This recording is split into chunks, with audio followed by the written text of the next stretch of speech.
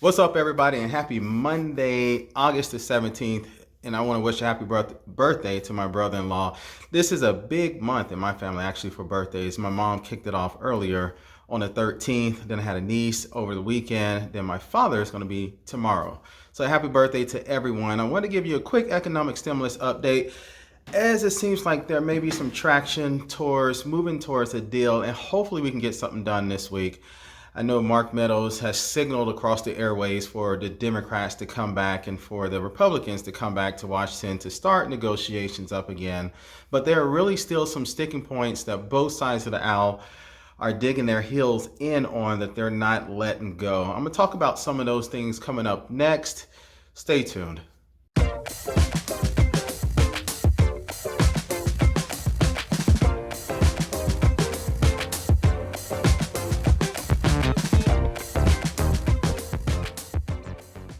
Hello, everyone. My name is Paul Zachary Shelton Jr., and I'm the Chief Investment Officer of Warwick Shore Advisors. We are a wealth and investment management firm located in Orlando, Florida, with clients all across the United States. If this is your first time coming to my channel or seeing one of my videos, I ask that you please hit the subscribe button. Please ring the bell so that you can get an update each time I post a new video. And lastly, please like and share this video to help me increase the financial literacy of our globe. Before I get into today's topic, I want to offer you a free financial planning cheat sheet. This cheat sheet will provide you with a snapshot of what your economic health looks like right now and give you some of the tools that you can use to increase your overall credit score, and also give you a plan to where you can start developing your overall estate plan, I should say. In addition to that, I'll also throw in a free asset allocation that you can use right now in our current investment landscape. So let's go ahead and talk about what's on the docket for this week. As we all know, that Congress went on recess on the 7th, and they are still on recess as of right now, but conversations are ongoing. They're still discussing on how they can move forward with the economic stimulus plan, most importantly, providing a $1,200 direct payment, which both sides have already agreed upon, to every individual in this country, or at least those that qualify under the current mandates. So what it will look like as of right now, there is nothing set in stone yet. You know, the executive orders were signed by the president last weekend, or weekend before last, I should say. And we're still kind of waiting on that to actually happen. We're still waiting on something to take place from that. You know, he signed the executive orders regarding student loans, regarding the unemployment insurance, and the eviction moratoriums, which we realized were worthless, essentially.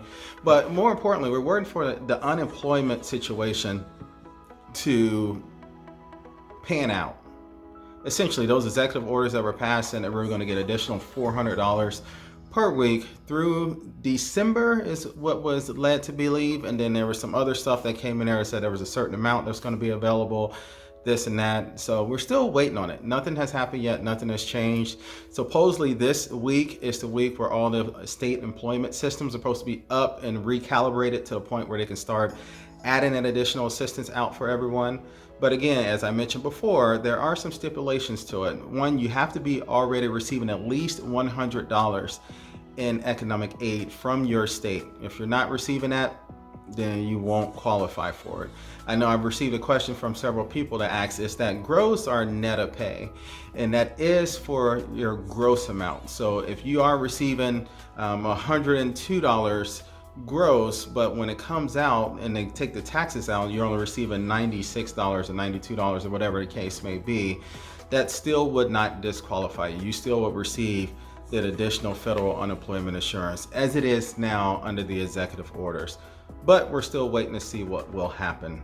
So we're waiting on Congress to really move, because that's what's really going to be most important, is when they come together and agree upon something that can be disseminated out to everyone. We know what the big sticking points are, you know, on both sides of the aisles. You know, the Democrats really want something in place to handle the Postal Service, handle mail-in voting, taking care of children, feeding the children, and also giving some substance behind the moratoriums for evictions and providing the economic stimulus payments and the unemployment insurance.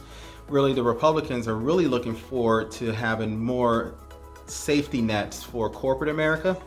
So protecting them from any lawsuits, any litigations that may come past if anyone contracts COVID-19 while they're at work or while they're visiting a restaurant or anything like that. They want to protect all those business owners from being sued. And there's a few other things in there, but it leans more so towards having corporate America really being taken care of. Everyone agrees upon the $1,200 stimulus, individual payments, I should say, and they agree upon what they should do for dependents this time around as well. And they also agree that there should be unemployment insurance extended past the deadline that expired back on July 31st, except they just can't come together on the terms of what that will look like.